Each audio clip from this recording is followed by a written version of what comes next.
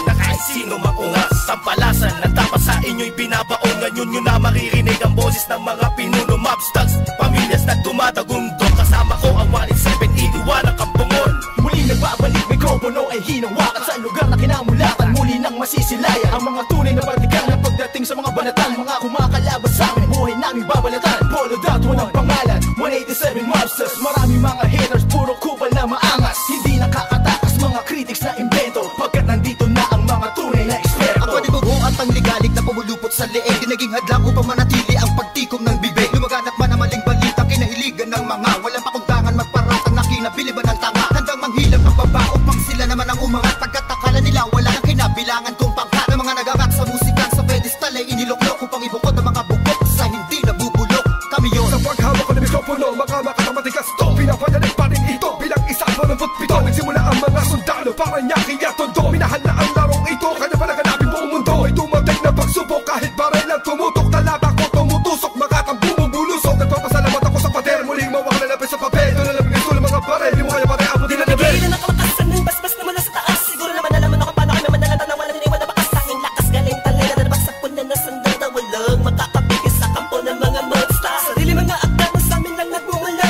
Kami yung mga sundalong kinilala sa bansa. Ngayon alam mo na walang kamatayan, pagkat ang aming antas mataas ang pamantayan. Kahit sa laro dahil sa pagpupursige, nagsimula sa maliit, ngayon ay lumalaki. Ang samahan ng pinagtibay ng pinunot alagad, na kung may sumalungat ay itutumba agad. Kami ang sundalo sa kulturang to, kaya't huwag nang humarang. Muli matutunghayan ng mga banat ng huwaran, sa pagsulat ng kanta ng mga magkakapatid. Tuloy-tuloy sa paggawa na hindi mapapatid. 187, pinagsantugo ang lakas, pinahupa ang tensyon, kapit kamay na itataas. Ang bandila ng samahan ng mga sundalo